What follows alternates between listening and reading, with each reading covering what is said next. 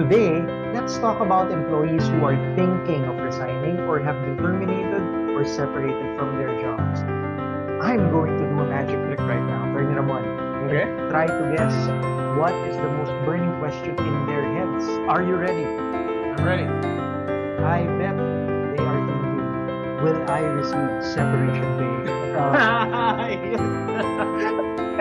And that is exactly the same question that our reader, Lailan M. Hi, Lailan. Hi. And she asked, Attorney, if an employee has been with a company for 10 years but went AWOL, does he have the right to ask for separation pay? Interesting. Now, if you've been wondering the same thing, stick around and let's tackle that in today's article.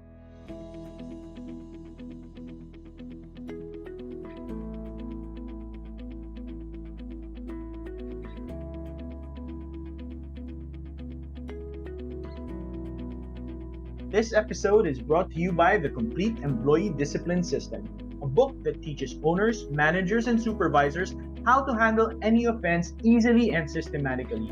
It provides step-by-step procedures from incident reports all the way to the clearance process. Stand your ground and discipline with confidence. Go to info.legalguide.ph/discipline to learn more. Welcome to Legal Guide Philippines, where we simplify the law to help you make better choices. I'm Attorney Ramon Ramirez, and I'm with my partner, Attorney Erwin Zagal. All right, so today we're talking about separation pay. Hey, separation. When exactly is an employee entitled to separation pay, Attorney Erwin? Does it cover all employees who leave their work? And I want to know, Attorney Erwin, how much are we supposed to pay in a separation employee? Yes. A separated employee. This is a question that we get over and over again. And it comes from both sides, the management and the employee side. That's why we decided that this was a hot topic video that will help a lot of you. Yep. So let's get started. What is separation pay? Yes, attorney, what is separation pay? Okay, ang hirap dito sa Pilipinas. Separation pay is being thrown around na parang alam nila kung ano yung ibig sabihin. Eh. Kasi separation pay dito. Okay, so here's how it usually plays out. All right. Diba? Natanggal sa trabaho or separated from work or terminated, whatever it is. Okay. Ang misconception kasi ng mga tao. Attorney, di ba simple lang naman? Separation, pay. So kapag na-separate ka from work, dapat may pay. Yes. Oo. Separation pay. Oo. Nahiwalay, so dapat may pay. Oo. So, give me money. So, ang problem with that is there's no qualification kung paano na-separate. So for some people, nagnakaw ka daw dun sa dati mong amo. Pero na-separate ako so dapat may separation pay Naku, ganun ba yan, Attorney Erwin? Or nag-AWOL ako pero na-separate ako dahil doon. So dapat meron ako separation pay. Oo. Yung pera. Kasi di ba, kung babasahin mo yung salita, ano pa ba ang pwedeng sabihin yan? Actually, marami po. If you go with what the law says otherwise. Separation pay is a monetary award given for employees terminated under authorized causes. So I think we said a mouthful. Malinaw na ba?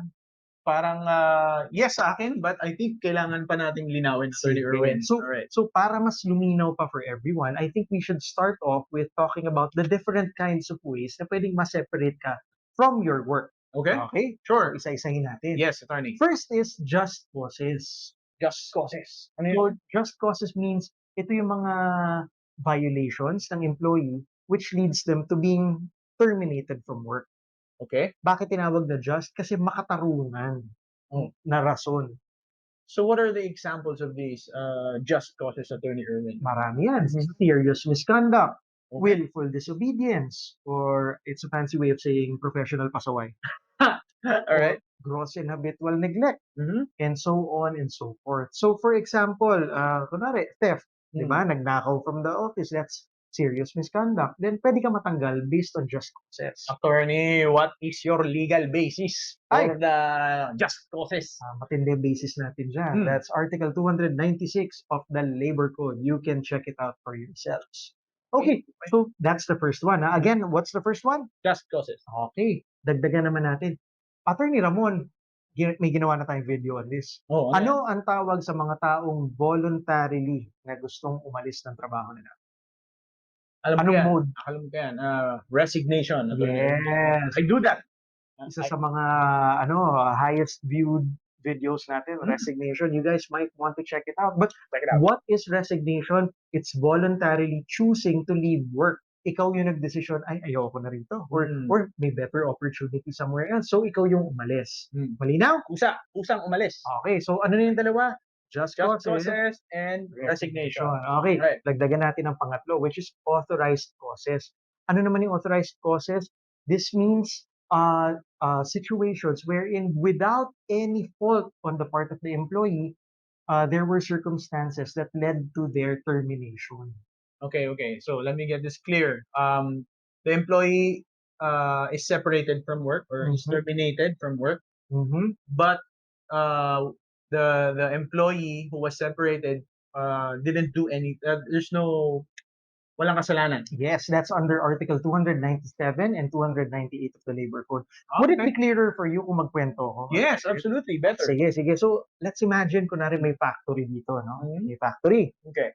And then, may 3 empleyado dun. Okay. Ang trabaho nila, taga-balot. Taga-balot, packaging. Bakit 3?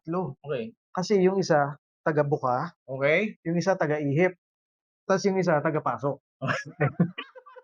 So, yun lang yung ginagawa nila the whole day. Very efficient. Oo. So, Okay. itong 3 to, eventually pinatawag sa HR. And napag-alaman nila na, bumili pala si factory ng robot. What does the robot do, attorney? Ilalagay, may assembly line. Pagdating dito ng item, balapos na. Oo. Paano ulit yun, attorney?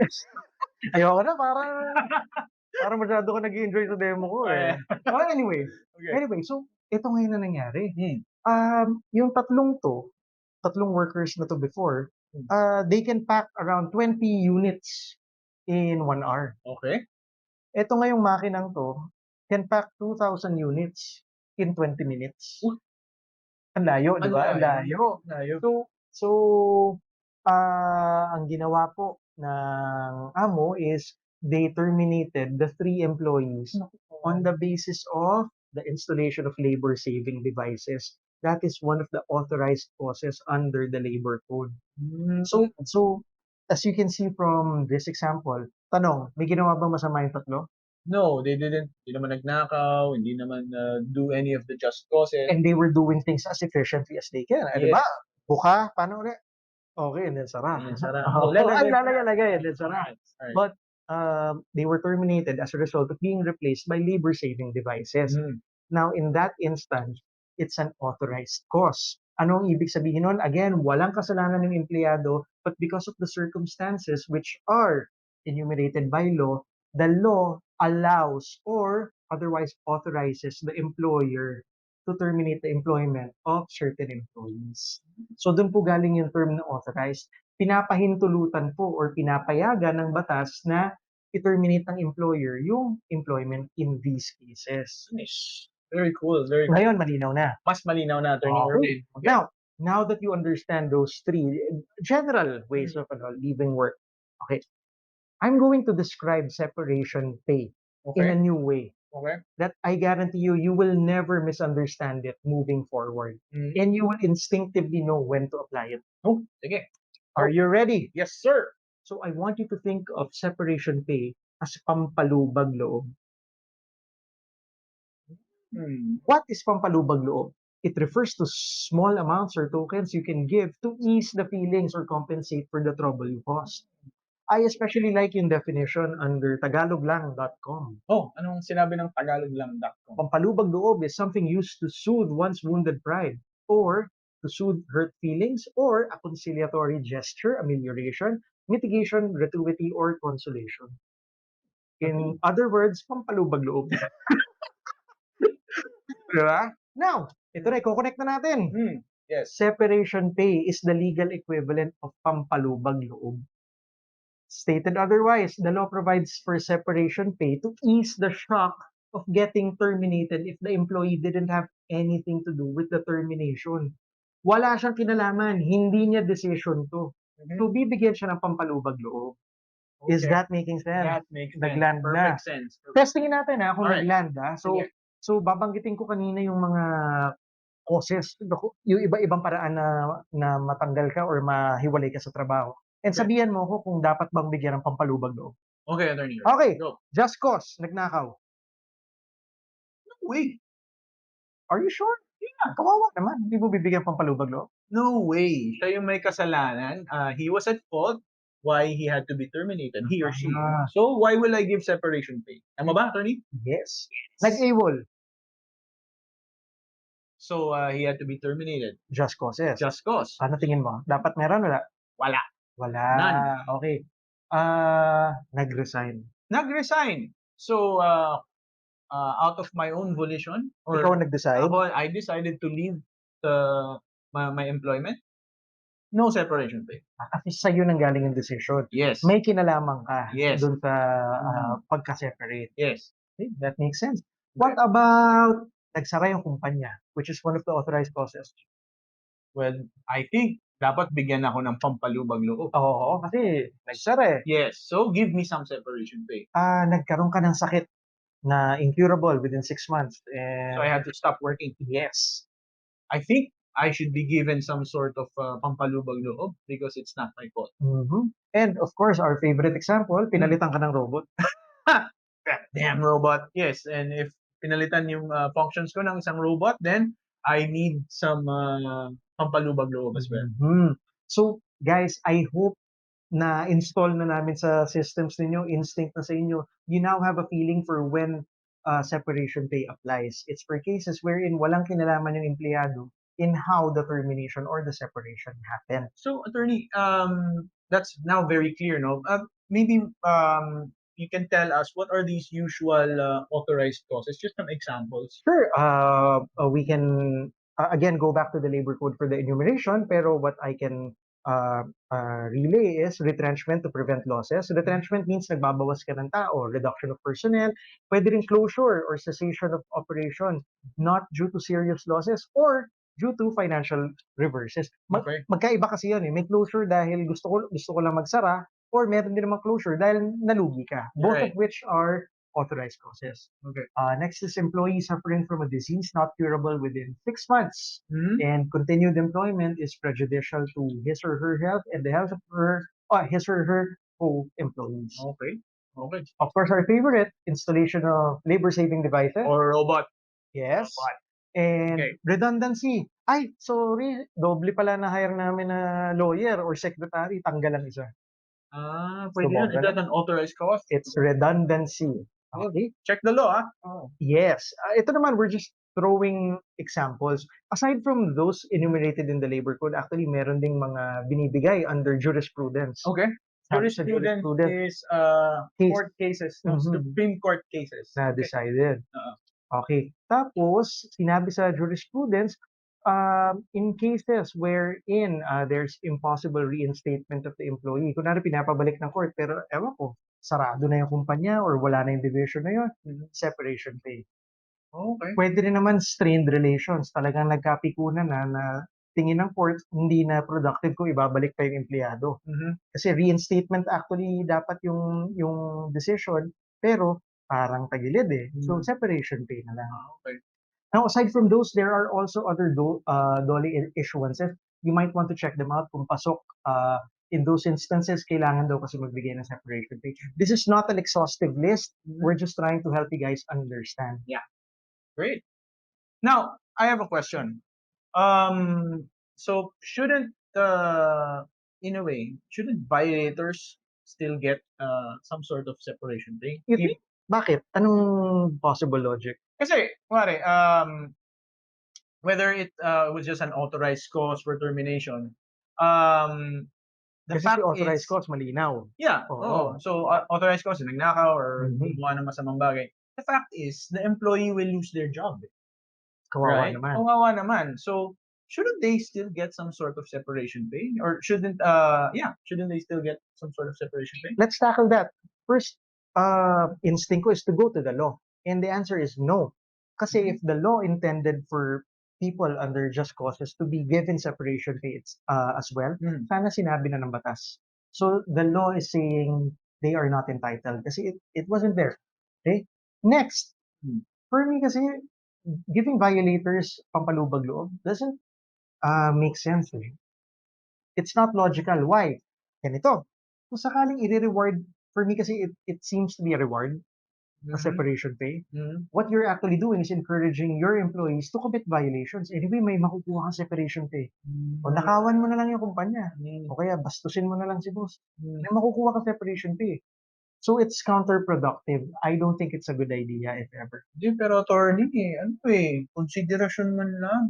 Pwedeng ganun. Well, ipabago niyo yung batas. That's the simplest. Kung gusto Yeah. niyo ng konsiderasyon. Guys, we are our jurisdiction, we are a jurisdiction that follows the law. Okay? So, yeah. Okay. Diba? It makes sense naman nilatag natin. It does, diba? it does. Thank Let's you so just much, follow attorney. what the law says at this point. So, another question that we usually get is, now that we're clear na which employees are entitled, how much should you pay Yes. as separation So, pay? how much? How much, Okay. attorney? So, ang separation pay po, iba-iba.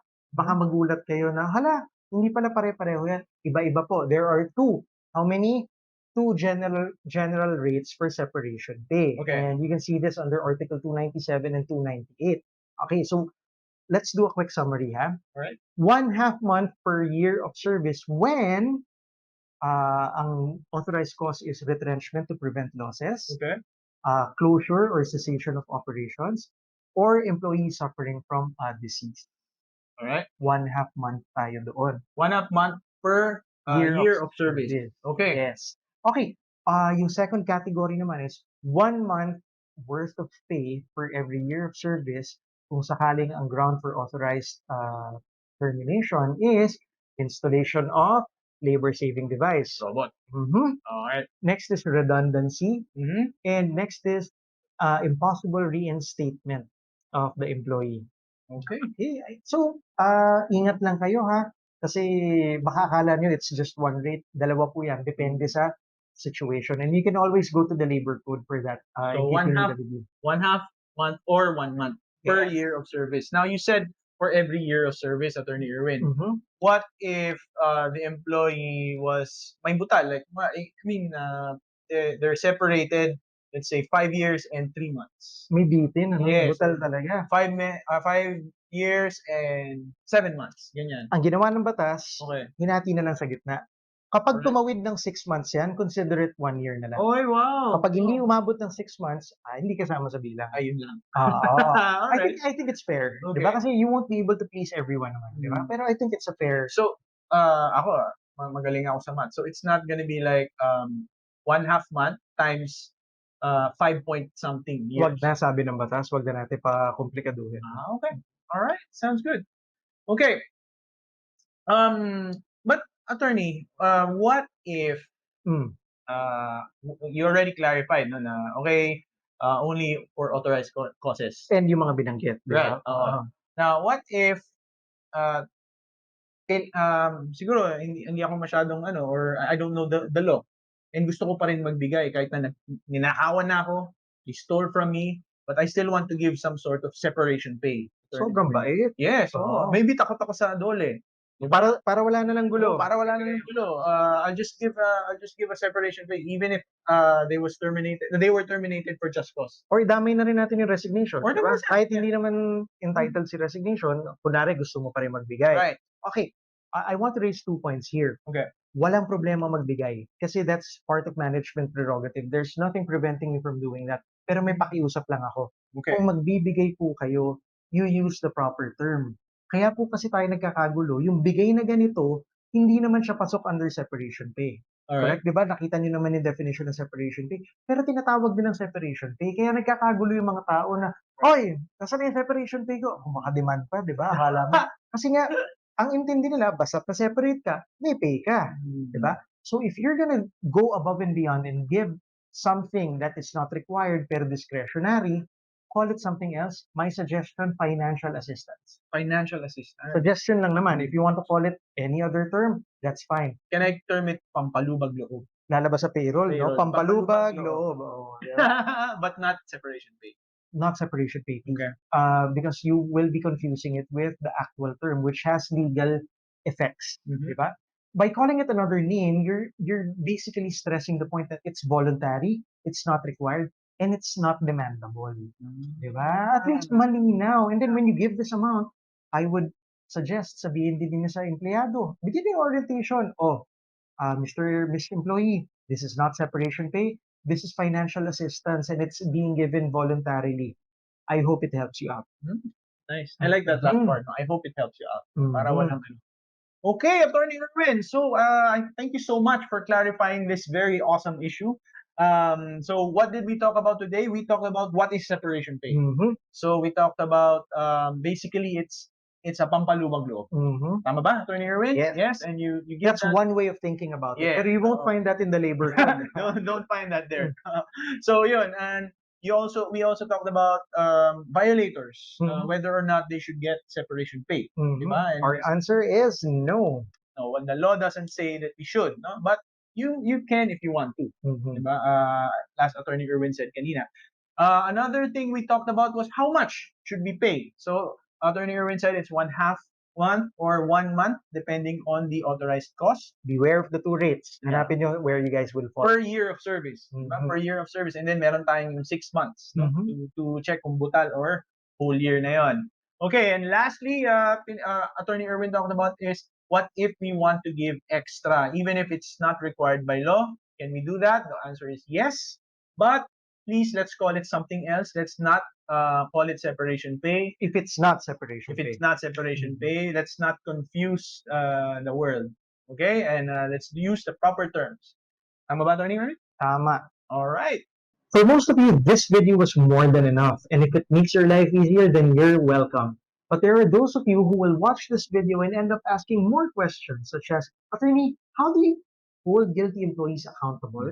Or how do you create the legal documents needed to terminate? Or Attorney, how do you create policies that protect the company in the first place so this doesn't happen? If that's you, then I invite you to check out the Complete Employee Discipline System book, where we teach you a roadmap to handling employee discipline cases from start to finish. Get the book at info.legalguy.ph/discipline today. Now, to add to that, if you want us to tackle your question in our show, as we did for Lailan, go to www.legalguy.ph and click the Submit Topic button. Next, of course, we'd like to know what's your biggest takeaway from today's video. So please write it down in the comments and let's talk about it. Last, if you feel we've earned a good rating, please give us a like and subscribe because it gives us feedback that we're doing a good job and it encourages us to do more videos. One last thing. You will encounter people who have no idea what separation pay actually means. You will see them apply it to non-applicable situations or even demand it even if they don't qualify. Don't get mad. They are not being difficult, they just don't understand the legal meaning behind the legal term. Now that you know better, approach it from a place of compassion and educate them instead so they understand what you now know about separation pay. That way, misunderstandings would be reduced and employees who are entitled to it will receive the separation pay when the law says that they should get it. So was it that simple? Now go make better choices.